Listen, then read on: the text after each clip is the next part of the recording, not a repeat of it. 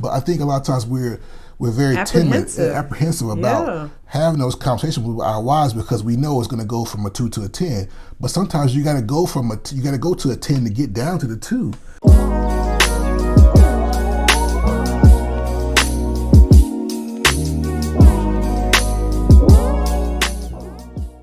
Hey guys, we're back with another video. Enough said. So we got a video today from Divorce Court, the show Divorce Court. Judge Lynn Toler, one of my favorite judges. Oh yeah. Yeah. So a quick video. I think it's something that we can discuss.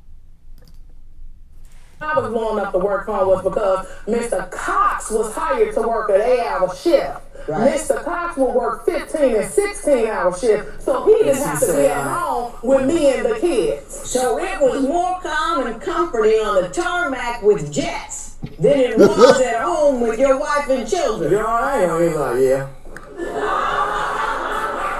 Because, you know, I'd rather be at work making money, it's every week pay, than hell now. Now, the kids, so you weren't running from the kids, you were running from her. Basically. Wow.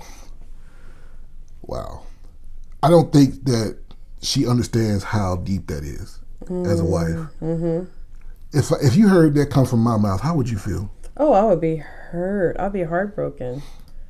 Yeah. Because I know that I'm driving you away. Mm-hmm. I'm driving you away. It reminds me of the scripture. I don't remember specifically where it is. I know it's in Proverbs where it talks about the contentious. Oh, on the rooftop? Yeah. The contentious way? The corner of a rooftop. Yeah. Yeah. I think that a lot of women pride themselves on being that way, like a nag, but you don't understand what psychologically that does something to a man. When he has to go to work all day long and come home and hear to that, you don't necessarily, that's not you being the best version of yourself. It's like nails on a chalkboard. Yeah, and I really believe that, you know, at the end of the day, when a man comes home, and even when a woman comes home, she wants to come home to peace, just like everybody wants peace in their life. Mm-hmm. And if you got a man that would rather stay on, I guess he worked at the airport, rather stay out there. And I was in the Air Force, and I still work for the Air Force. A jet is loud. It's loud, and it wears you out. Just the vibration of it just wears you out physically. He'd rather be out there with a jet. It's that bad for him. That's sad. And we see this a lot with couples. Oh yeah, we do. The workaholic. Many people who are workaholics are running from something. Mm-hmm. It's not so much that they love their job. They'll say that, but really what they're doing is they're running from. And most of the time it's their spouse. You know, it's sad. I have met people that did not want to retire from their jobs because they would have to spend more time with their wife or spend more time with their husband, and that's sad to me. That's sad to me. What would you say to that man as a woman? What would you say to him? I would tell him that he needs to have a real conversation with his wife. Mm-hmm. But the conversation needs to be him asking her not to talk and for her to just sit and listen. Mm-hmm. And for him to really pour out his heart to her and tell her, you know, I love you. You know, I love these kids, and you know I'm here to take care of all of us. But the last thing that I need is to have and to really just lay it on the table. Yeah. For him to really paint the picture of how serious it is.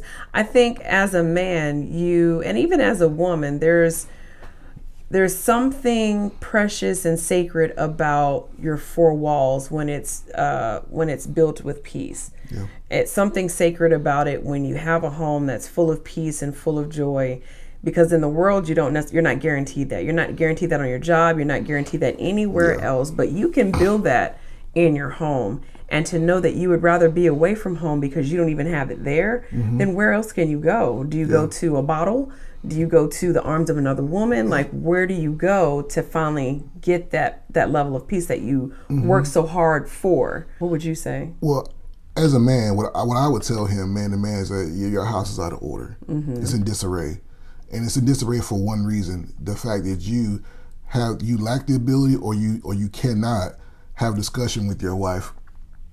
Because why are you running? Mm-hmm. If you're running from your own home, guess what? That's not your home anymore. Mm-hmm. So he needs to have a serious discussion with his wife, like you said. But from my standpoint, right. he needs to talk to her like, okay, he's gonna find the root.